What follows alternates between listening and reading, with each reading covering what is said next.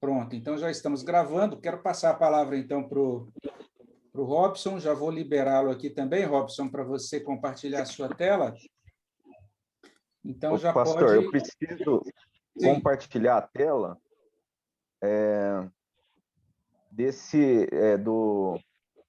do participante que não está aparecendo a foto. Eu entrei como em dois.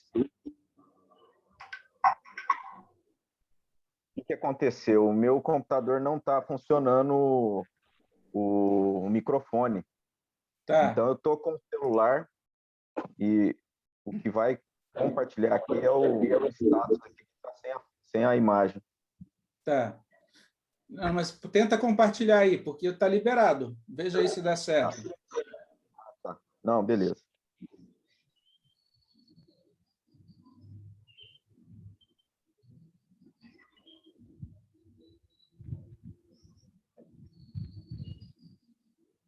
Pronto, está iniciando aqui.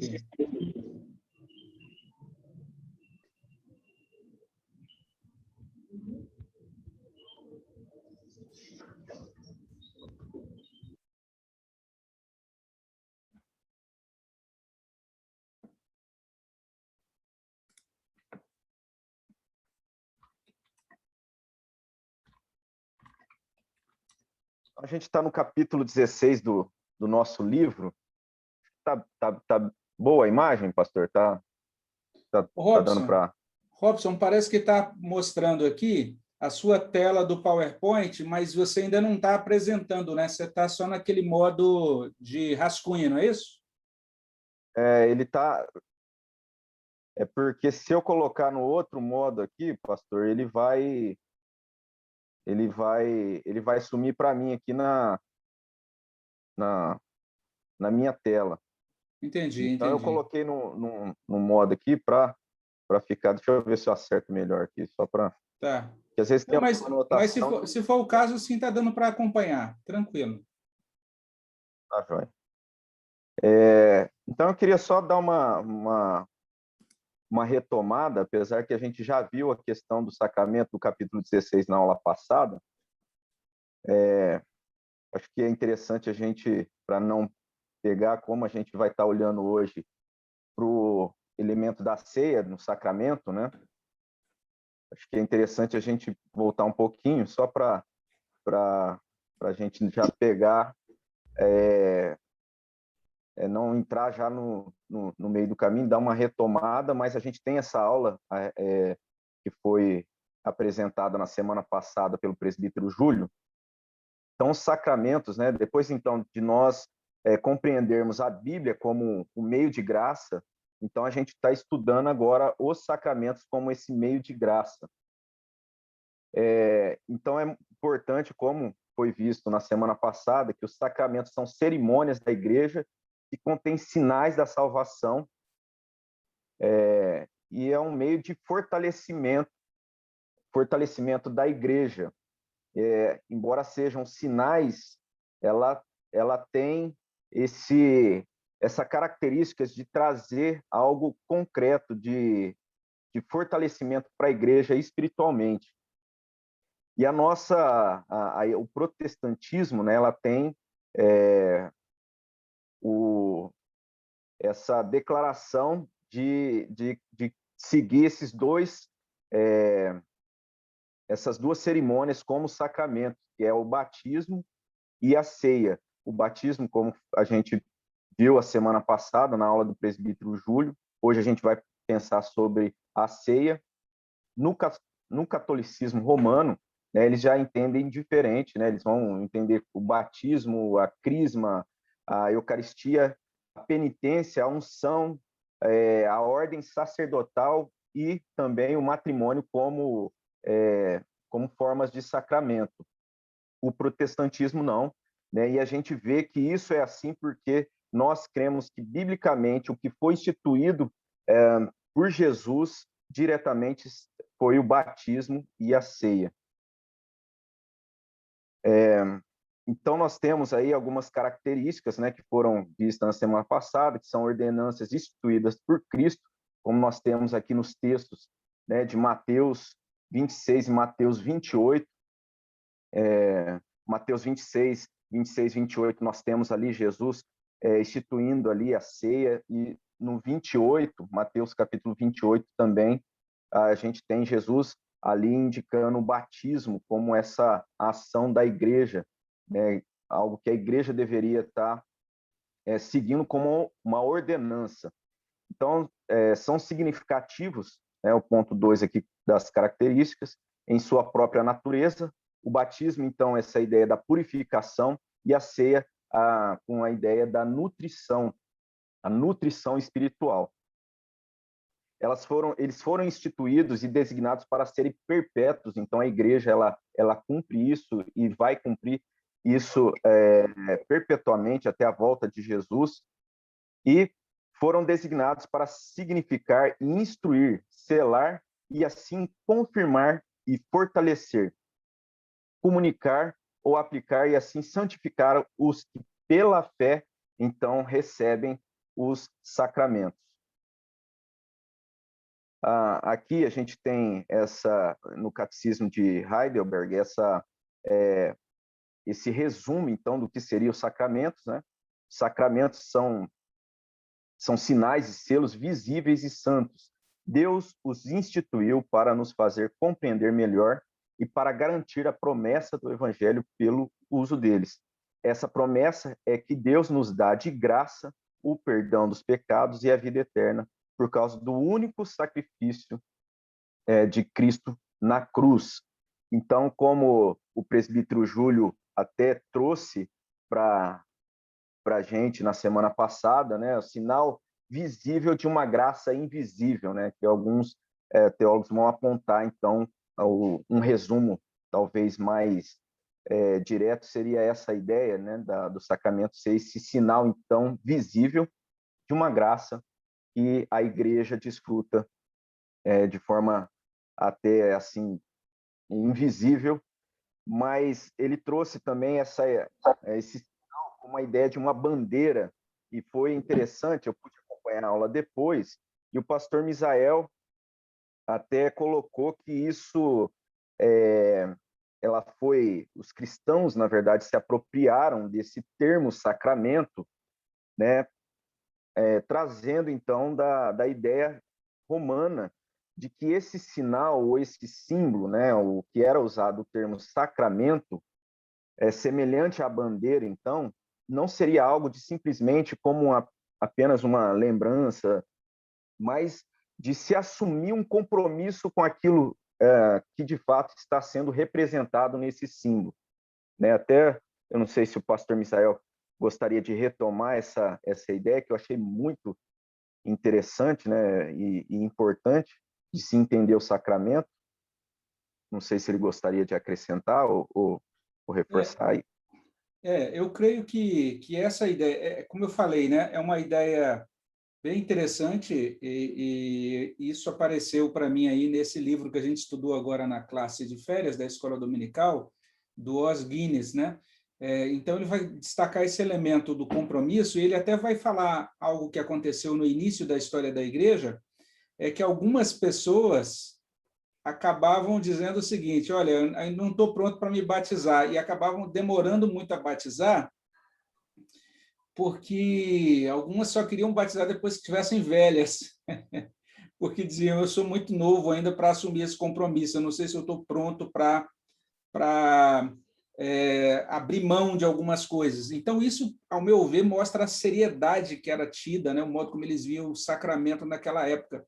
Entendi o seguinte: é um compromisso que, quando eu assumir, não tem volta.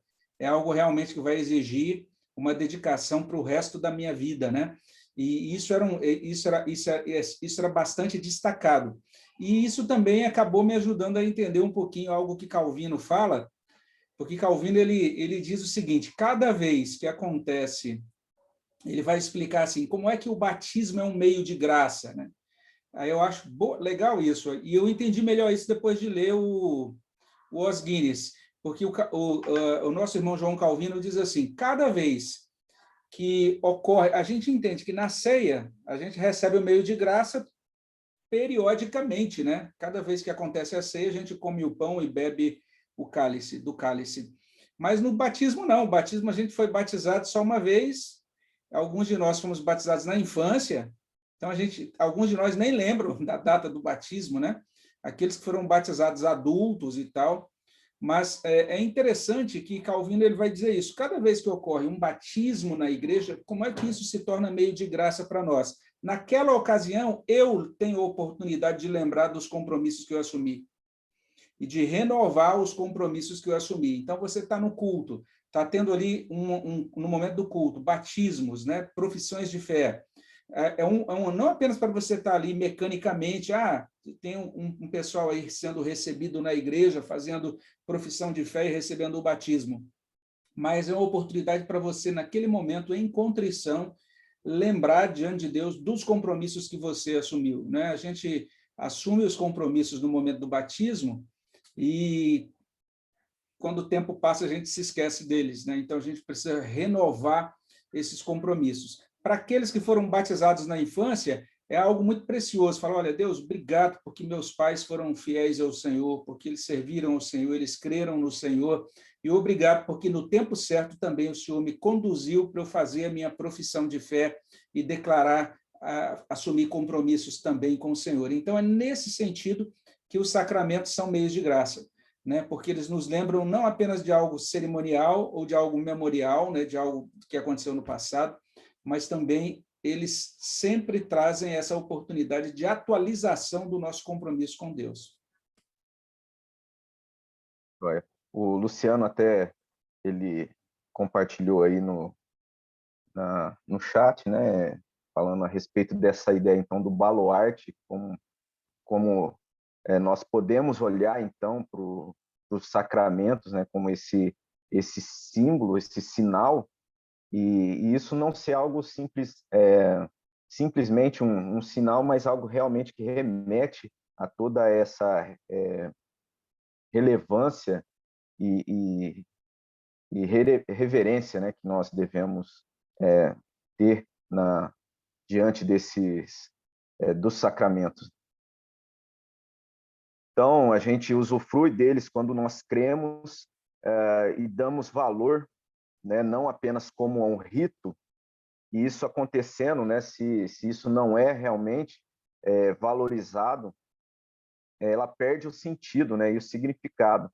E aí isso foi tratado também lá na aula passada. Se você perdeu essa aula, seria muito importante você estar retomando ali para a aula anterior, que é também dentro do capítulo 16 do nosso livro. Então, o batismo representa a purificação dos pecados e a ceia significa o alimento espiritual, e ambos estão prefigurados no Antigo Testamento. O batismo pela circuncisão, como foi visto também na aula anterior, e hoje, como a gente vai pensar aqui e estudar a respeito da ceia, então nós temos a ceia no Antigo Testamento, nessa prefiguração ali na Páscoa. E agora, então, eu vou estar passando aqui já para o nosso, mais especificamente aqui para a ceia. Então, a ceia é uma refeição de pão e vinho que aponta para o Senhor Jesus Cristo como nosso sustento e salvação. Então, Calvino, ele traz isso, né? Os sacramentos comunicam a bênção da regeneração aos regenerados, aos cristãos e aqueles que participam com fé. Então, é essa a ideia. E lá no Antigo Testamento, então, nós temos que Deus instituiu a Páscoa, né, aos judeus, que deveriam se reunir todo ano no 10º dia do primeiro mês e participar de uma refeição cujo objetivo era celebrar a libertação do Egito. Então, essa libertação do Egito, eles estariam ali celebrando a Páscoa, e isso faria, então, seria uma forma deles reviverem, relembrarem, transmitir essa experiência, essa verdade que Deus havia feito na história desse povo. E nós temos alguns textos aí, eu quero só estar lendo, então, em Êxodo 12, de 1 a 8, Diz assim a palavra do nosso Deus, se você puder acompanhar aí na sua Bíblia, Êxodo, capítulo 12, de 1 a 8, ou também aí no nosso livro, na página 83, a gente tem também ali, diz assim a palavra do nosso Deus: disse o Senhor a Moisés e a Arão na terra do Egito: este mês vos será o principal dos meses, será o primeiro mês do ano. Falai a toda a congregação de Israel, dizendo: aos 10 deste mês, cada um tomará para si um cordeiro, segundo a casa dos pais, um cordeiro para cada família. Mas se a família for pequena para um cordeiro, então convidará ele o seu vizinho mais próximo, conforme o número das almas, conforme o que cada um puder comer. Por aí calculareis quantos bastem para o cordeiro. O cordeiro será sem defeito, macho de 1 ano. Podereis tomar um cordeiro ou um cabrito, e o guardareis até o 14º dia deste mês. E todo o ajuntamento da congregação de Israel o imolará no crepúsculo da tarde. Tomarão do sangue e o porão em ambas tomarão do sangue e o porão em ambas as ombreiras e nas vergas da porta, nas casas em que o comerem naquela noite. Comerão a carne assada no fogo, com pães asmos e ervas amargas a comerão. Então, aqui nós temos essa instituição que Deus coloca para que o povo tivesse celebrando, revivendo, então, essa ação de Deus. Em Êxodo, também, no capítulo 12, verso 24 a 27, diz assim: guardais, pois, isto por estatuto para vós outros, e para vossos filhos para sempre. E uma vez dentro da terra que o Senhor vos dará, como tem dito, observai este rito. E quando vossos filhos vos perguntarem: que rito é este? Respondereis: é o sacrifício da Páscoa ao Senhor, que passou por cima das casas dos filhos de Israel no Egito, quando feriu os egípcios e livrou as nossas casas. Então o povo se inclinou e adorou. Então, aqui essa ideia nós temos, e aqui a instituição da Páscoa no Antigo Testamento, que vai apontar, né, para essa ação de Jesus no Novo Testamento. O Senhor Jesus, então, institui a ceia no contexto da refeição de Páscoa. Então, quando nós olhamos para o Antigo Testamento, nós vemos Deus instituir a Páscoa como esse sinal do povo sendo liberto do cativeiro egípcio e apontando para a obra salvadora de Jesus, libertando o seu povo da escravidão do pecado. E Jesus, então, institui a ceia nesse contexto da refeição da Páscoa. Ele é o Cordeiro de Deus que nos liberta por meio do oferecimento da sua carne e do seu sangue. Então, nós temos o texto aí também de João, capítulo 1, verso 29. Se alguém puder ler para a gente aí. A gente tem também no livro, se você estiver acompanhando aí na página 82.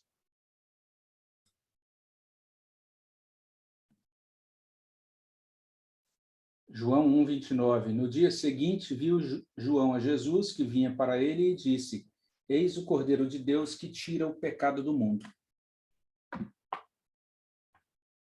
Então, nós temos Jesus sendo apontado como o Cordeiro de Deus. E também Jesus como sendo o pão da vida, como nós temos João capítulo 6, versículo 33 a 35. Se alguém puder ler também, eu falei página 80, na página 84, na verdade. Porque o pão de Deus é o que desce do céu e dá vida ao mundo. Então lhes disseram: Senhor, dai-nos sempre desse pão. Declarou-lhes, pois, Jesus: eu sou o pão da vida.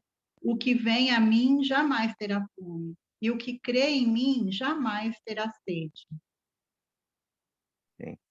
Então, nós vemos aqui o próprio Jesus,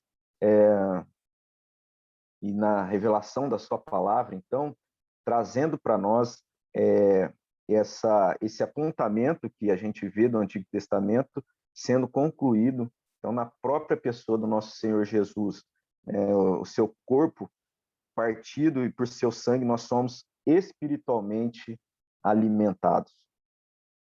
Se alguém quiser complementar ou compartilhar algo nesse sentido, a ceia, então, ela foi estabelecida para manter a lembrança da obra redentora do nosso Senhor Jesus. Então, aquilo que a Páscoa representa, que a gente vê, né, a ceia, a Páscoa apontando para a ceia, essa ceia que o próprio Senhor Jesus estabelece, tem esse sentido de manter a lembrança dessa obra, então, de Jesus, né, da salvação do povo, do sacrifício de Jesus na cruz, e cada celebração, como o pastor colocou aí no início, atualiza, né, o anúncio do evangelho e também aponta para a segunda vinda do nosso Senhor Jesus, como a gente tem no texto de 1 Coríntios 11, 23 a 26, que diz assim: porque eu recebi do Senhor o que também vos entreguei, que o Senhor Jesus, na noite em que foi traído, tomou o pão e, tendo dado graças, o partiu e disse: isto é o meu corpo, que é dado por vós. Fazei isto em memória de mim. Por semelhante modo, depois de haver ceado, tomou também o cálice, dizendo: este cálice é a nova aliança no meu sangue. Fazei isto todas as vezes que o beberdes, em memória de mim. Porque todas as vezes que comerdes esse pão e beberdes o cálice, anunciai a morte do Senhor até que ele venha. Então, é essa a instrução que nós temos para a celebração, como esse sinal de lembrança, de testemunho da obra salvadora de Jesus, uma forma de sermos alimentados espiritualmente, apontando também para a segunda vinda do nosso Senhor Jesus, fazendo isso até que ele venha, como está aí no texto, no versículo 26 do capítulo 11 da carta aos Coríntios. Podemos seguir? Robson, posso... Por favor. Não, pode continuar aí, pode continuar aí. Eu acho que a partir mais à frente eu vou fazer uma pequena só fazer uma observação. Tá bom. Então a ceia ela acontece, né, na distribuição do pão e o vinho, que simbolizam, como a gente viu no texto, a carne e o sangue de Cristo.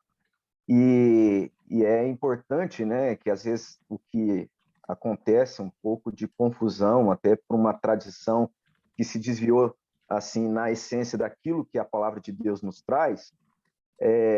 Então, aquilo que simboliza, ela não vai estar se transformando de forma literal na carne e no sangue do nosso Senhor Jesus, o que é algo que de forma equivocada aí, a gente tem alguns exemplos que, no caso da Igreja Católica, por exemplo, a Igreja Católica Romana, ela vai entender que, de alguma forma, no aspecto literal, né, o pão, a hóstia lá, ela vai se transformar no próprio corpo de Cristo.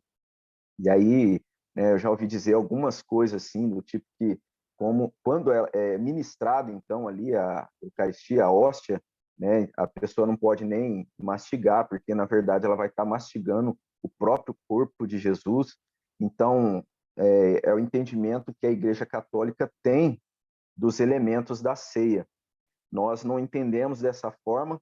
Um entendimento também que houve no momento, no processo da Reforma Protestante, é um entendimento da Igreja Luterana, né, que eles entendiam que, de alguma forma, assim, o elemento pão e o elemento vinho, eles não totalmente, mas de alguma forma, eles iriam conter ali, em algum aspecto, o elemento da própria carne de Jesus e do sangue de Jesus, como se ele se transformasse, em algum sentido, no sangue de Jesus, em alguma parte, e também na carne de Jesus, ali o pão se transformando conjuntamente, né? Por isso o nome consubstanciação para os elementos.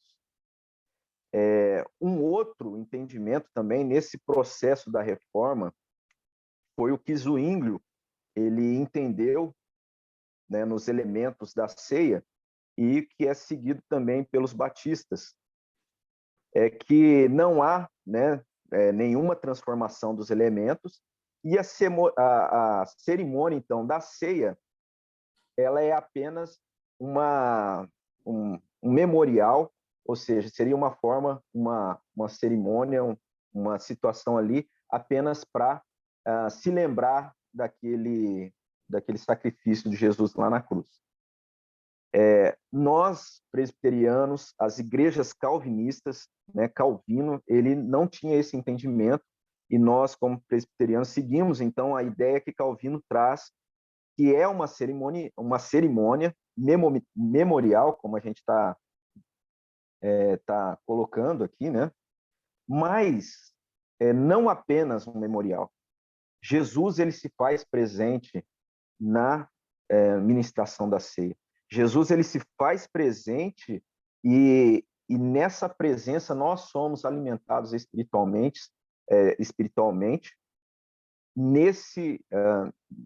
na participação dessa cerimônia.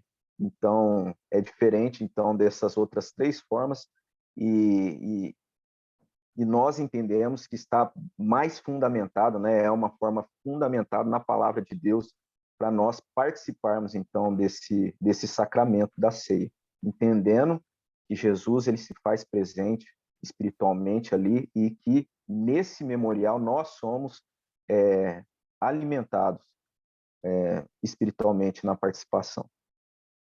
Robson, agora é aqui que eu gostaria de trazer algumas observações. Deixa eu colocar para vocês aqui. Muito tempo atrás, quando eu olhava essas discussões, esses ensinos sobre a Santa Ceia, eu confesso que eu não entendia muito bem isso. Eu entendi os conceitos, né?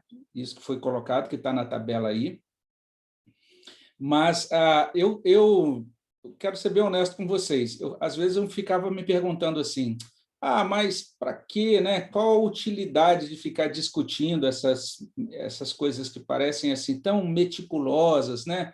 Essas palavras aí, será que elas fazem diferença na minha vida? Transubstanciação, consubstanciação, né? Será que isso não seria só um daqueles temas teológicos lá dos antigos, né? Que estão, sei lá, já desgastados, nem valeria a pena a gente discutir sobre isso e tudo mais? Mas o grande fato é que isso gerou realmente uma grande... As convicções e as disputas sobre isso foram tão fortes que isso gerou a primeira grande divisão na igreja protestante. Então, só para vocês... A gente sabe, né, a gente sempre ouviu falar que a reforma protestante começou com Martinho Lutero no século XVI, né? Mas, veja só, por que as igrejas luteranas são chamadas luteranas? Os luteranos não querem ser chamados de reformados. As igrejas de Calvino, ou que seguem a linha de Calvino, são chamadas de igrejas reformadas. Mas houve um momento na história em que os reformados se dividiram dos luteranos. E a razão da divisão foi a ceia. Tá? Então, Lutero era bastante claro, ele entendia que o conceito, na Igreja Católica, a ideia é que o momento da ceia é um novo sacrifício. O sacerdote está oferecendo um novo sacrifício, e que ocorre uma espécie de transformação mágica ali dos elementos, de modo que realmente o pão se torna a carne de Cristo, é a carne de Cristo, a partir da palavra da liturgia, e o cálice se torna, de fato, o sangue de Cristo, não é? Lutero olhou para esse conceito E aí, se você vê um católico que, às vezes, muitos católicos fazem isso só por tradição, né? Mas muitos católicos entendem o significado disso. Quando termina a Eucaristia, o padre guarda, nem todas as hóstias são utilizadas. E o padre, então, guarda aquelas hóstias que sobraram. Mas aquelas hóstias não são mais hóstias simples, porque a hóstia, antes da cerimônia, ela é só um biscoito, na verdade, né? Um pãozinho ali, desidratado, é só um biscoitinho. Mas depois que o padre pronuncia as palavras da liturgia, veja só, na crença católica, a carne de Cristo está ali mesmo. Então, o que o padre faz? Ele guarda o que sobrou da hóstia no altar. E lá no altar, normalmente, onde a hóstia é guardada, em algumas igrejas católicas tem até uma lâmpada, uma luz, ou uma coisa diferente assim, que fica lá. Ali está o corpo de Cristo real. E aí o católico, quando ele passa em frente de um templo católico, ele normalmente faz o sinal da cruz, né? Ou então, se ele está andando em frente de um templo católico, ele dá uma parada e faz ali uma reverência, o sinal da cruz, ele está saudando Cristo no altar. Então, entendam isso. Lutero disse, isso é uma blasfêmia, isso aí é uma superstição, e esse conceito não dá, é totalmente contrário, essa ideia supersticiosa. E aí Lutero entendeu o seguinte, que os elementos, quando terminava a ceia, você podia distribuir o pão ou o que sobrou do vinho sem problema nenhum, que eles não tinham se transformado literalmente na carne e no sangue de Cristo. Eles só se transformavam literalmente na carne e no sangue de Cristo depois que a gente comia e bebia. Aí a ideia de consubstanciação.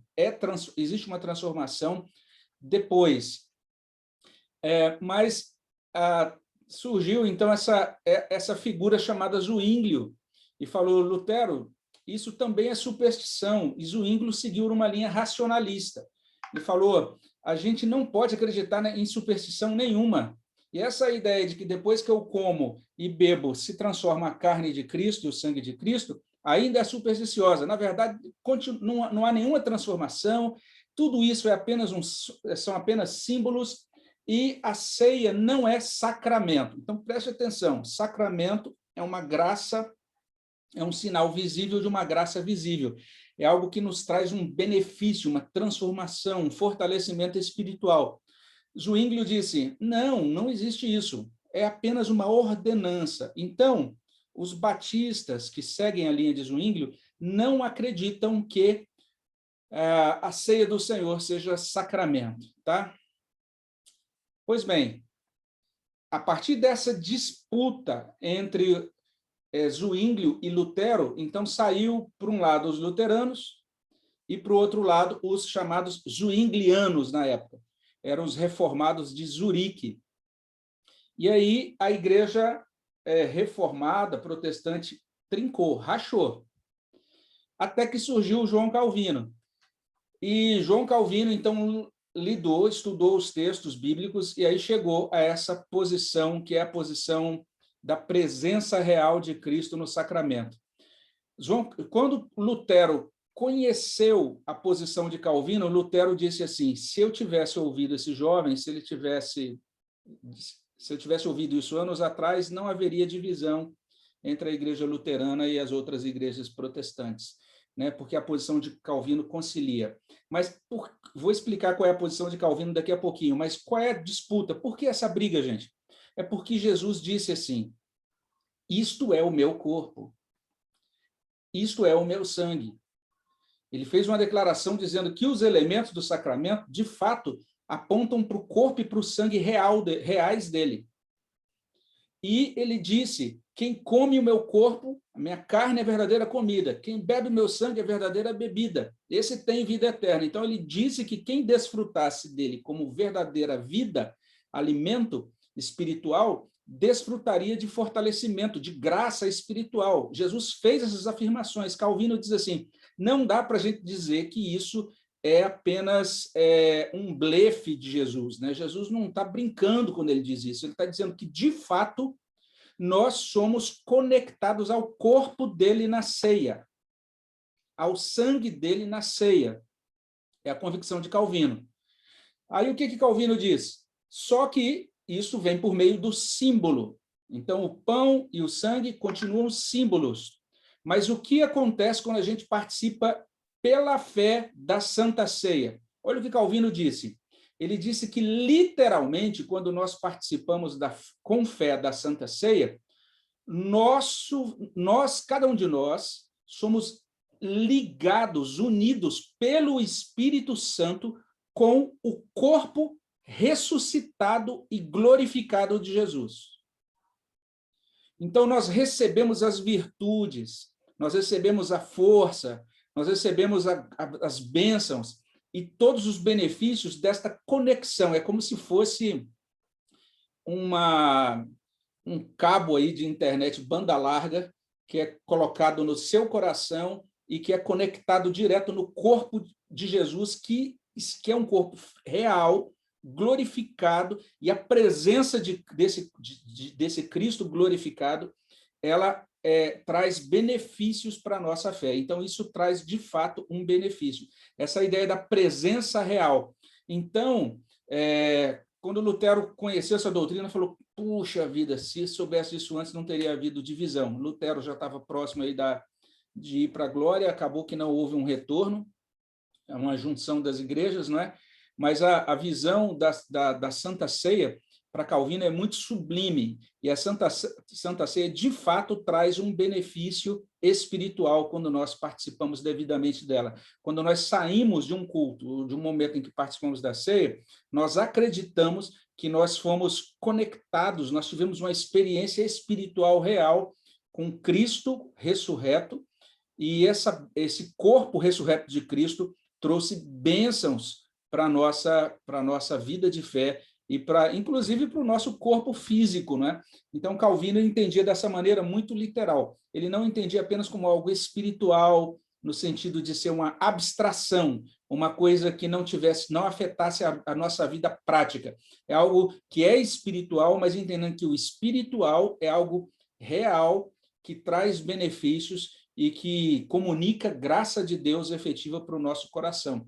Então, é por causa disso que aconteceu essa grande divisão entre luteranos de um lado e os calvinistas ou reformados de outro lado, e esses seguidores de Zwinglio acabaram se desdobrando historicamente nos grupos que a gente chama dos grupos batistas, né? Então, nas igrejas batistas e também nas igrejas de linha arminiana ou pentecostais que seguiram essa perspectiva mais batista, essa visão da ceia só como memorial. Eles dizem a ceia não é sacramento, é só ordenança, mas nas igrejas de linha calvinista, então a gente acredita que, de fato, quando Jesus diz, isto é o meu corpo, isso é o meu sangue, é que nós realmente somos beneficiados com o sangue e com o corpo dele, que foram dados por nós para a nossa redenção. Pastor Misael. Sim. Nesse aspecto, então, o entendimento batista de ter a ceia apenas como ordenança e não como cerimonial, memorial, como um sacramento, esse entendimento batista diminui o sacramento, o valor do sacramento para o crente? De acordo com a nossa perspectiva, o entendimento batista não apenas diminui, mas ele beira a heresia. Deixa eu explicar por quê. Primeiro, porque diminui.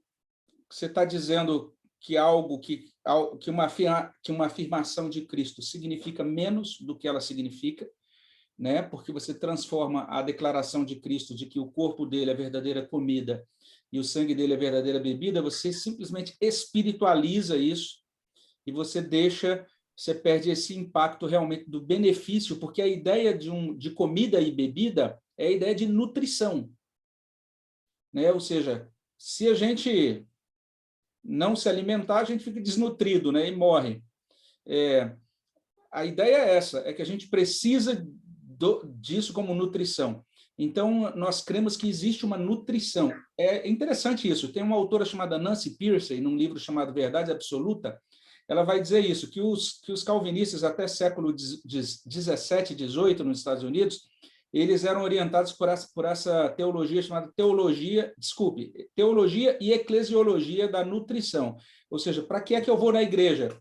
Os crentes até o século XVIII, eles diziam assim, eu vou para comer.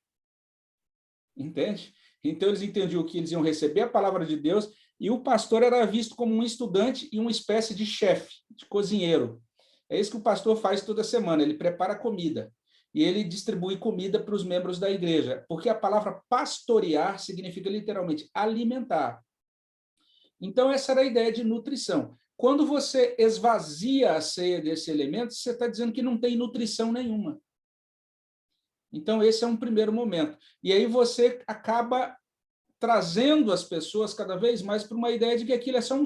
À medida que eu entendo que algo é um símbolo, mas que não tem nenhum benefício, esse símbolo vai sendo esvaziado. E aí as pessoas podem se tornar meramente ritualistas. Mas tem um outro aspecto, que aí é o aspecto que a gente fala que beira heresia. É o seguinte aspecto, é porque surgiram já desde o primeiro século, desculpe, o segundo século, muitas ideias de que Jesus não tinha vindo em carne. Então, essas ideias se desdobraram em diferentes heresias.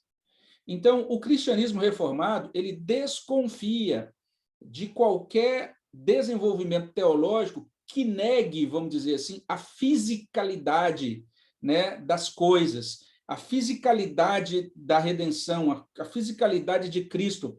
E nesse aspecto, o calvinista parece até contraditório. É por isso que Lutero fala, puxa, se eu tivesse ouvido isso antes, não teria havido divisão.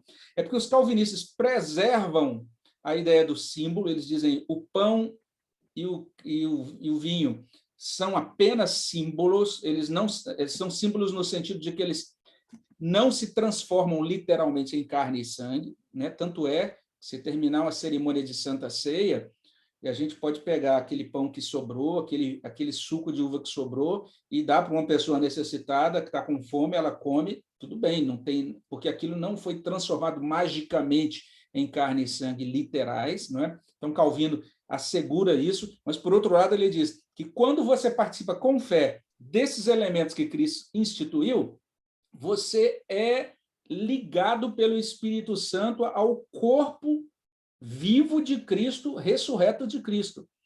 Calvino não ensinava que apenas a gente é ligado espiritualmente a Cristo, mas ele dizia que o Espírito Santo faz uma conexão nossa literal com o corpo ressurreto de Cristo. Então, é preservando a racionalidade, né, pastor? Como é? Preservando a racionalidade, né, na execução da... Ele preserva essas duas coisas. De um lado, a racionalidade, mas do outro lado, ele também não é racionalista como o Zwinglio. Ele diz, tem algo místico mesmo que acontece, tem algo espiritual que acontece, e se eu nego essa de que eu recebo um benefício por meio do corpo físico de Cristo, que está no céu hoje glorificado, então eu estou me aproximando daqueles que entendiam que existia erro em atribuir algum benefício na fisicalidade, né? na corporeidade, vamos dizer assim, de Jesus Cristo. É uma discussão bem legal, bem interessante, e eles não estão, aí, à medida que você vai entendendo a discussão, eles não estão fazendo isso apenas para discutir abstrações teológicas, eles estão falando, irmãos, olha o que acontece no momento que a gente participa da ceia. Então, se você sai de um culto de ceia entendendo, eu fui conectado hoje com o Cristo ressurreto, meu irmão, isso faz uma diferença muito grande, do que simplesmente eu participei de um ritual que eu me lembrei do que aconteceu 2000 anos atrás. Entendem a diferença? A diferença é impressionante. E aí, isso ajuda a explicar porque Paulo diz, olha, se alguém participa indignamente, essa pessoa vai ter problemas, porque é algo espiritual, sublime, sagrado demais que está acontecendo, e é algo tão poderoso, e tão espiritual, e tão sagrado, e, ao mesmo tempo, quando você olha, é simples. Você vai ver lá uns presbíteros meio, né, ali uns meio, já até de idade avançada, meio ali com um pãozinho e com a bandeja, alguém tocando um piano, né, um pastor gordinho lá com cara de índio lá na frente. Aí você fala, gente, não tem nada parece que não tem nada de especial aqui, mas o Espírito Santo está realizando algo poderoso naquele momento em que a gente participa da ceia. E é essa simplicidade, ao mesmo tempo, essa profundidade e poder daquilo que está acontecendo, que chama a atenção em como Deus realmente estabeleceu coisas muito simples, muito práticas, para nos nutrir. Ou seja, aquele crente que não participa, ele vai ficar desnutrido, ele vai ficar enfraquecido. Participar da Santa Ceia é algo que faz diferença no nosso organismo espiritual, se a gente pode falar assim, né? Na nossa integridade e na nossa inteireza espiritual. E isso nos remete ao cuidado que a gente precisa ter, né? Porque olha a consequência, né? O desdobramento de um equívoco assim, em se sair fora da doutrina bíblica, como que isso vai, né, gerar ali esse risco, né, de uma heresia grave, né? Que é o rebaixamento, no caso, daquilo que Jesus Cristo fez por nós, né? Então, realmente isso que o Robson falou é importante, irmãos, porque eu vou mandar um negócio na nossa, me fez lembrar de um negócio que vou mandar para vocês aí no grupo da classe, tá? Tem um livrinho, os antigos tinham isso, eles, quando sabiam assim, vai ter Santa Ceia, então, eles se preparavam uma semana antes.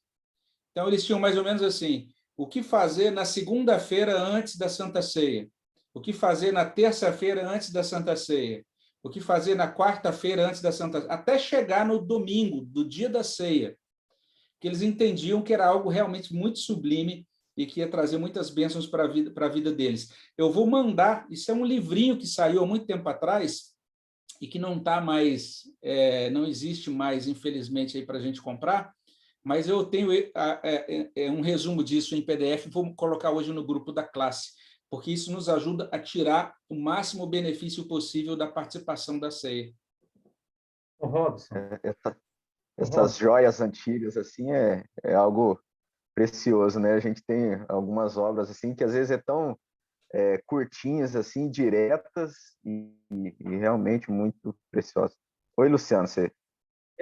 Essa questão toda que o pastor explicou em detalhes, quase em detalhes aí para a gente, era tão séria no início da igreja primitiva, que os pais da igreja, os apologetas, eles não mantinham uma relação muito amistosa com aqueles às quais eles identificavam essa diferença, essas diferenças que foi explicada, porque eles entendiam literalmente como risco e perigo para a igreja. Então, eles entendiam que aquelas pessoas eram pervertedores dos cristãos, dos aprendizes do cristianismo, dos iniciantes do cristianismo ali que participavam das igrejas, cristãos.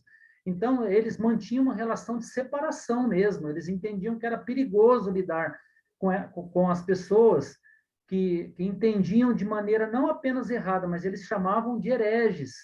Né? Quando a gente lê ali os pais da igreja, os pais apologetas, como a gente fala assim, eles brigavam por pouca coisa. Não, não é pouca coisa. Eles entendiam com aquelas pessoas que aquele entendimento errado ia perverter o entendimento correto do sacramento, né? Você vê como que a questão é séria. Hoje a gente tem uma relação amistosa com quem apenas entende que ao participar da ceia, ele participa apenas de uma ordenança ritual, lembrando do mandamento, do sacramento a qual Jesus nos ordenou participar da ceia. Então, a gente tem uma relação de amistosa com esses irmãos, mas no início da igreja cristã não havia essa relação amistosa. Eles se separavam mesmo e entendiam que eram hereges perigosos para a igreja. Isso gerou realmente essas distinções. Mas aí até tem uma pergunta do Luciano aqui, para todos, pastor, nesse sentido, então os reformados não são protestantes ou apenas diferem dos protestantes da reforma luterana? Então, só tentar responder isso aqui, passar a palavra para o Robson, senão ele não termina a aula dele, né? É o seguinte, imagine um grande guarda-chuva, tá? Todos aqueles que provém da reforma de Martinho Lutero, do século XVI, estão debaixo desse guarda-chuva. Nós somos provenientes desta reforma. Tá? Então, todo esse pessoal que surgiu a partir dessa reforma é chamado de protestante. Esses que são chamados de luteranos ou que são chamados de reformados são protestantes. Todos são protestantes. Tudo bem? Então, nós, presbiterianos, somos protestantes, ok? Agora, entenda isso. Nós, presbiterianos, somos protestantes e chamados também de reformados. Os luteranos são apenas protestantes. Entende? Quando a gente fala igreja reformada, a gente está sendo específico. Nós estamos falando daqueles que provêm especialmente do tronco calvinista da reforma, especialmente esses. Quando a gente fala de igrejas da reforma, aí a gente inclui os luteranos. Mas a gente usa a expressão igrejas reformadas, os reformados são especialmente esses de linha calvinista. Está surgindo uma discussão nova aí, coisa nova, porque agora, no presente, eles estão tentando mudar o sentido original das palavras. Então, hoje tem um grupo arminiano aí, especialmente capitaneado por um cara chamado, por um irmão chamado Roger Olson, e o irmão Roger Olson, ele é um grande pesquisador, um grande erudito em teologia histórica, e ele está defendendo a ideia de que também os arminianos devem ser chamados de reformados, mas isso é muito discutível, né? Porque ele vai citar que João Jacó Armínio, o pai do arminianismo, ele provém de uma herança reformada, ele também é reformado. Mas a maioria dos calvinistas diz que Jacó Armínio rompeu com a igreja reformada e o arminianismo é o início de outra coisa que não é exatamente mais fiel à herança reformada. Mas o Olson, que é um arminiano, ele está aí lutando uma batalha para tentar dizer que os arminianos são também reformados. Mas para quem está chegando na classe e especialmente nunca ouviu falar dessas coisas que a gente está falando, pronto, você já saiu, tomou seu café, vamos voltar para a aula agora normal. Não, pastor, muito bom. Os desdobramentos históricos aí o pastor, bem rapidinho aqui. Tem alguns arminianos que eles se dizem clássico, eles dizem que João Calvino roubou esse termo de reformados, que na realidade esse termo reformado era de Jacó Armínio. Então, essa discussão também está havendo muito grande. Inclusive, um grupo que eu fazia parte, teve irmãos que se alteraram de forma tão grande que quase xingaram um ao outro por causa disso. É isso mesmo, é porque está havendo uma espécie de reavivamento do arminianismo a partir do Roger Olson. Roger Olson é a figura-chave por detrás desse movimento, que ganhou muito ímpeto aí, menos de uma década atrás. Surgiu uma editora no Brasil chamada Editora Reflexão, que está publicando muitos livros eruditos, tanto de Armínio, foram publicados. A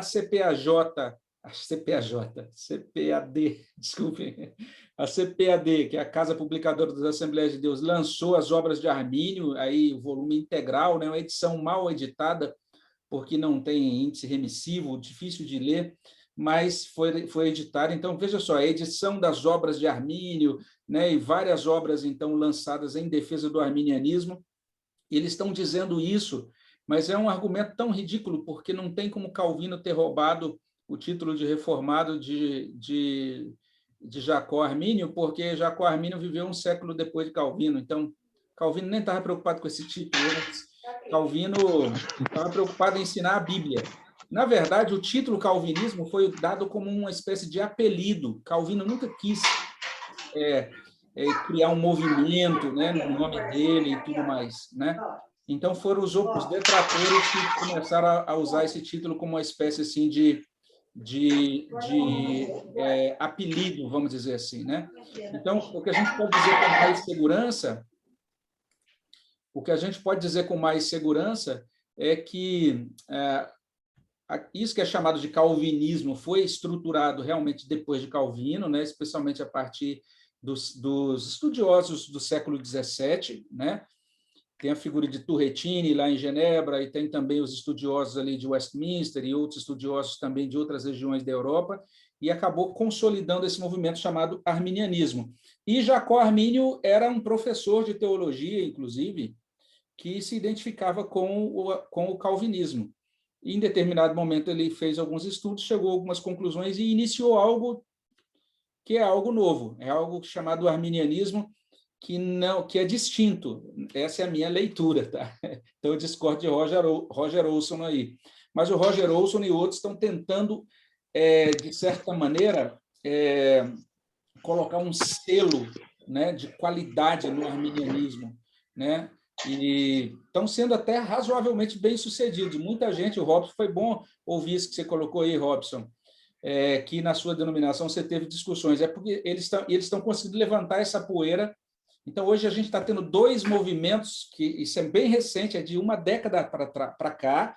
Tá? O primeiro movimento é de elevação, né, de tentar dar um rótulo de reformado ao arminianismo. E o segundo movimento é de tentar dar um rótulo de reformado ao pentecostalismo. Então, hoje tem também esse segundo movimento, de você dizer que você pode acreditar em novas revelações e tal, e dizer que os reformados, fiéis e tal, também foram assim e tal. São dois movimentos distintos, mas eles são fortes, e isso começou na última década.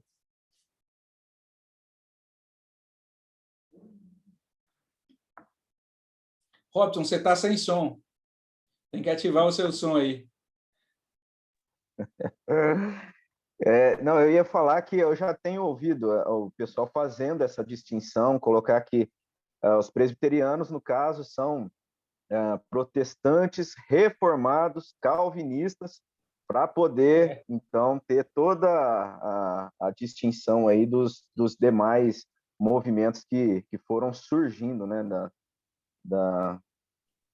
Hoje depois está tão da esquisito reforma, para isso que poder... tem gente que está começando a se identificar assim, ó, eu sou protestante, reformado, calvinista, de salmodia inclusiva, tem que fazer uma lista, o nome está ficando tão longo que não dá para escrever numa camiseta, né? Milenista, né, pastor? É. Lapsariano e a milenista ainda. Ainda tem isso. Então, assim,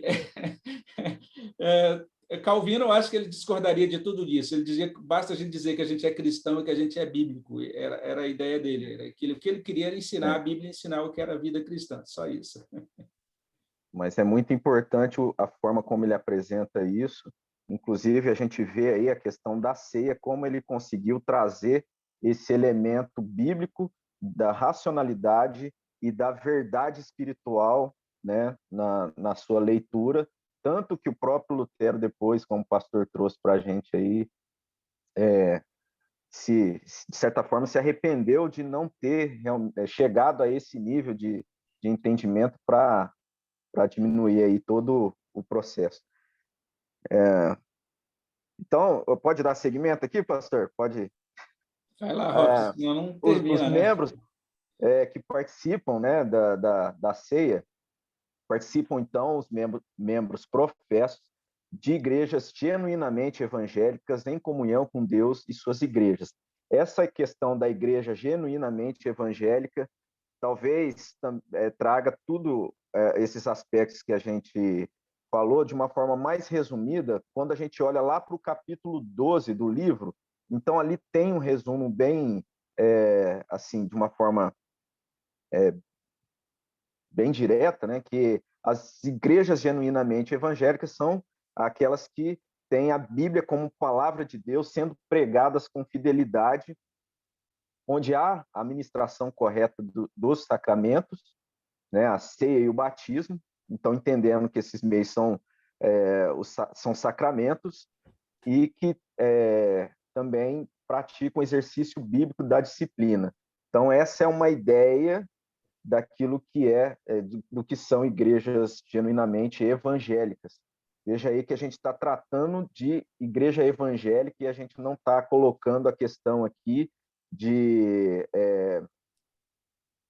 reformada apenas, né? Mas entendendo a ideia mais abrangente, que são igrejas, então, que têm a Bíblia como palavra de Deus sendo pregada, né? Que entende a administração dos sacramentos, né? A ceia e o batismo, e o exercício bíblico da disciplina. Eu vou ler aqui, então, o que a gente tem, né, no nosso Catecismo de Westminster, na pergunta 168, falando sobre, né, também resumindo, trazendo a ideia bíblica, né, a ideia bíblica reformada do que é a ceia do Senhor.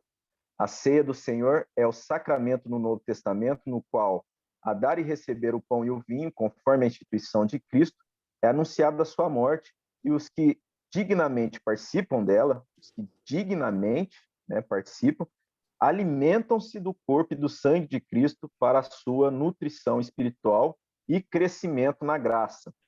Tem a sua união e comunhão com ele confirmado. Testemunham e renovam a sua gratidão e consagração a Deus e o seu mútuo amor uns com os outros, com membros do mesmo corpo místico.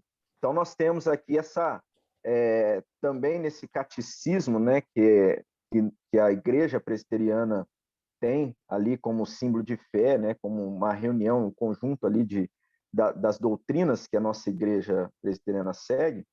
Então, nós temos, assim como Calvino traz, esse entendimento da participação como um meio, né, de alimentar espiritualmente, e como o pastor trouxe para a gente, não é algo assim como sendo uma imagem, uma abstração espiritual, mas necessariamente nós somos alimentados verdadeiramente por Jesus na participação desse sacramento. Então, isso, a participação digna, né, são bênçãos aqueles que participam. Quando a gente pensa e tem toda essa valorização a esse sacramento, à ceia, o contrário, né, vai ser verdade. Ou seja, a participação indigna, ela traz consequências, como a gente vê lá em 1 Coríntios 11, do verso 27 a 30, né? Lá nós temos: por isso, aquele que comer o pão ou beber o cálice do Senhor indignamente será réu do corpo e do sangue do Senhor. Versículo 28, examine-se, pois, o homem a si mesmo, e assim coma do pão e beba do cálice. Pois quem come e bebe sem discernir o corpo, come e bebe juízo para si. Eis a razão porque há entre vós fracos e doentes, e não são poucos os que dormem. E aqui, então, também traz a distinção da razão que que não há participação das crianças, né,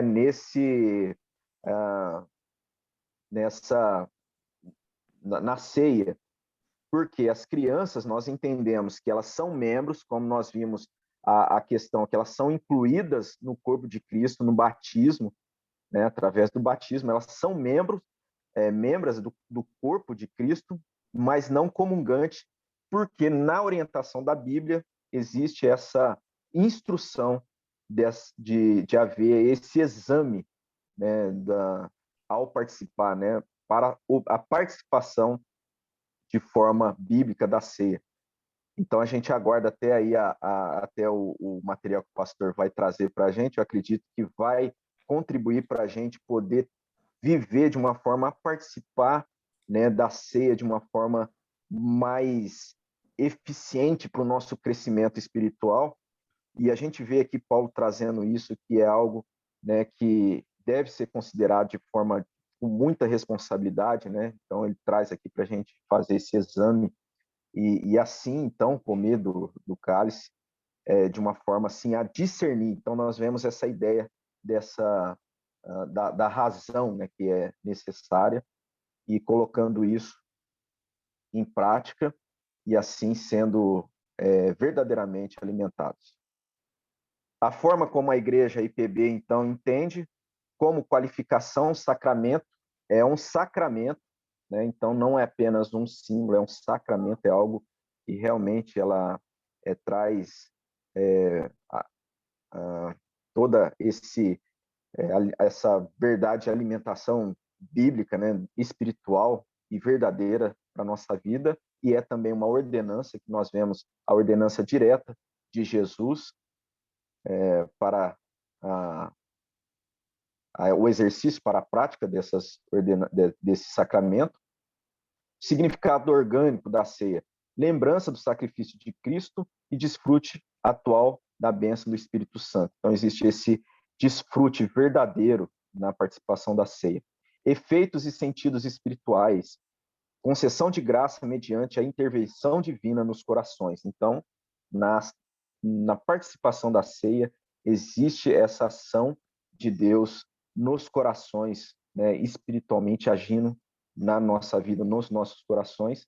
A doutrina subjacente: nós adoramos ao Senhor em uma cerimônia memorial. Então, ela é uma cerimônia, existe esse aspecto memorial e sacramental, né, da ceia, e assim os seus símbolos ali, como a gente já discutiu, então, são símbolos, mas símbolos que remetem a algo eficaz, verdadeiro, que nós desfrutamos na participação. Forma ritual: pão e vinho são distribuídos entre os professos. Então, essa distribuição, como o pastor falou, às vezes nos remete a algo muito simples, né? Às vezes tão de forma muito ordinária na sua forma ali, com pessoas, os presbíteros, pastor, enfim, mas é algo de uma riqueza e de um valor muito grande na participação. Quem participa, então, nós temos aqui os membros professos da Igreja Evangélica em plena comunhão com Deus e com a sua igreja, como a gente já falou. Questões ligadas à profissão de fé. Então, na admissão como membros, o que é, né, esperado é que há, então, né, essa resposta a essa questão. Vocês estão resolvidos a fazer o uso diligente de todos os meios de graça por ele ordenado para o bem de seu povo, ou seja, aquilo que Deus ordena na sua palavra. Vocês estão dispostos a isso? Vocês prometem que, se o Senhor Deus for servido, conservar a vida desse seu filho, hão de instruí-lo na crença seguida pelo povo de Deus, ou seja, não só você fazer parte disso, mas também tá instruindo a próxima geração, os filhos, né, nessa mesma verdade. Hão de instruí-los na crença seguida pelo povo de Deus, como vem sendo ensinado na Sagrada Escritura, e aí, então, a expectativa da resposta dos candidatos. Como nós estamos aí com o tempo avançado, eu não sei se há por parte dos irmãos, eu vou sair do compartilhamento. Posso sair aqui, né, pastor?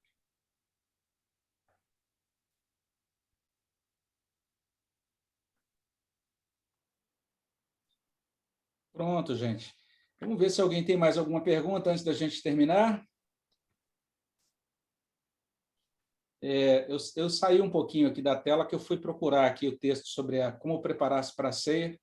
Achei ele aqui, estou só fazendo uns ajustes, já vou mandar para vocês agora, tá? Daqui a pouquinho eu já encaminho para vocês. Eu acho que eu acho que é um texto bem útil. Bem, estou olhando aqui a lista, ninguém mandou nenhuma pergunta adicional. Quero agradecer aí, viu, Robson? Obrigado aí pela aula. A gente percebe que um capítulo só do livro deu 2 aulas, né? Esse tema dos sacramentos é um tema bastante cheio de detalhes, né? Mas o importante é você entender isso, que nesses detalhes e nas discussões que se seguem a eles, os nossos pais na fé, eles tinham esse objetivo, né? Eles entendiam isso. Nós somos salvos pela graça, nós somos também santificados pela graça. Quais são os meios que Deus nos dá, né, para a nossa consolação, para a nossa santificação? E eles entenderam que os meios são a palavra de Deus e os sacramentos. Então, para eles, a questão dos sacramentos era muito importante. E eu creio que hoje está havendo um empobrecimento disso, né? Parece que é uma espécie de ritualização, uma ritualização em tudo. Por exemplo, você pode, de repente, todo dia fazer a tua devocional, ler um capítulo da Bíblia, pega lá o teu guia de leitura bíblica, né? Que você, quem sabe você siga até o guia aí da igreja, e você pode fazer isso só mecanicamente, como se fosse um ritual. Quer dizer, eu tenho que ler 30 capítulos da Bíblia esse mês, aí você lê, mas aquilo pode ser só um ato mecânico, e você pode até ficar cheio de justiça própria, entendendo? Não, eu sou uma pessoa melhor do que as outras, que eu faço minha devocional todos os dias, né? É tipo aquele fariseu lá que vai orar junto do publicano e diz, Senhor, eu jejuo tantas vezes por semana, né? Então, você pode, de repente, começar a achar que você é melhor que os outros apenas pela celebração dos rituais. E não é isso, a Bíblia vai dizer, olha só, Deus nos concede essas bênçãos, são muito simples, não é aquele negócio de arrepiar o cabelo da nuca, de fazer a pessoa flutuar, de a pessoa ver fogo subindo no matinho, no monte, nada disso. É você ler as palavras da Escritura, tem dia que você está mais cansado, tem dia que você está mais disposto, e você pedir, Deus, dá-me, né, nessa leitura celestial cultura, né? Ou seja, que a tua graça me visite do céu, enquanto eu leio isso. Senhor, me ajude a participar no momento do batismo, a entender que isso é um meio de graça. E a cada celebração de novos batismos, eu sempre renovar o meu compromisso contigo. Me ajuda, Senhor Deus, a entender o que coisa grandiosa é essa e, ao mesmo tempo, que coisa simples é essa que é participar da tua mesa.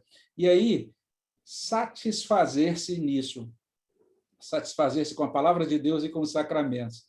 Então, muitos hoje estão buscando uma espiritualidade além da palavra e dos sacramentos e acabam caindo em enganos, né? Em heresias. Não, eu tenho que visitar a irmã Gambina, que ora lá no casebre, no monte, porque ela que vai ter uma revelação, ou ela que tem um poder, ou tem que passar sei lá naquele corredor polonês gospel dos 300 pastores de Gideão, que vão estender as mãos, eu vou passar embaixo deles, e aí eu vou receber aquilo e aquilo outro, e a gente começa a achar que a gente precisa de algo além da simplicidade do Evangelho e das instituições que o próprio Cristo deu para nós.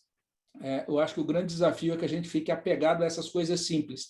Aquelas pessoas que eu vejo assim, que seguem a Deus com firmeza até o fim da vida, né? Você chega lá, aquela pessoa está velhinha e termina dando um grande testemunho do Evangelho, são as pessoas apegadas às coisas simples. Aquelas pessoas que saem querendo ver muitas coisas, né? Anjos, sei lá, sendo cavalgados por querubim, sei lá, coisa assim, eu nem sei se querubim pode ser cavalgado, mas, enfim, as pessoas que buscam essas coisas muito floreadas ou impactantes, emocionais ou emocionantes demais, normalmente não permanecem muito tempo no Evangelho e acabam, às vezes, até saindo ou criando novas igrejas ou denominações que acabam virando outras religiões, apesar de ter um rótulo de evangélico, mas deixa de ser uma igreja genuinamente evangélica. Então, minha oração é que Deus nos preserve aí, firmes, apegados a essa fé evangélica simples, mas observe, simplicidade pode enganar. Simplicidade não significa algo que realmente é desprovido de valor, porque o evangelho é simples, mas ele é o poder de Deus para a salvação de todo aquele que crê, né? Então, que Deus possa abençoar a gente aí nessa nossa caminhada e dependência do evangelho. Nós vamos orar, terminando a aula, em seguida vamos tirar a nossa foto, né? Pedir para o Luciano orar para a gente, Luciano, por favor. Obrigado, Deus, querido, por essa aula. Obrigado por cada ensinamento que temos recebido nessas aulas, onde tua presença, onde a tua graça, tua misericórdia tem sido conosco. Continua a nos ensinar, a nos abençoar, ó Pai. Bem como continua, Pai, a abençoar a vida de cada professor, de cada instrutor que preparado, se dedicado a ensinar e a preparar pessoas, a preparar vidas, a preparar irmãos para a profissão de fé, para o batismo. Obrigado, Deus, por esse tempo. Continua a nos abençoar ao longo desse dia, nos prepara à noite para receber uma nova porção da tua palavra por intermédio do culto. Amém. Em nome de Jesus, nós oramos. Amém. Amém. Vamos à nossa foto. Quem se preparou aí para ser fotografado, está na hora, hein, gente? É a hora de aparecer. Vamos lá. E aí, Júlio? Júlio está tão quietinho hoje aí, ó, só agora que eu estou vendo ele aí. Tudo bem, Júlio? Vamos tirar a nossa foto. Atenção, gente. 1, 2, 3, agora. Pronto. Ótimo. Deus abençoe a todos. Um bom domingo a todos. E eu estou mandando daqui a pouquinho, tá? O material sobre a ceia. Fiquem com Deus. Um bom domingo. Bom domingo. Deus abençoe. Bom domingo, irmão.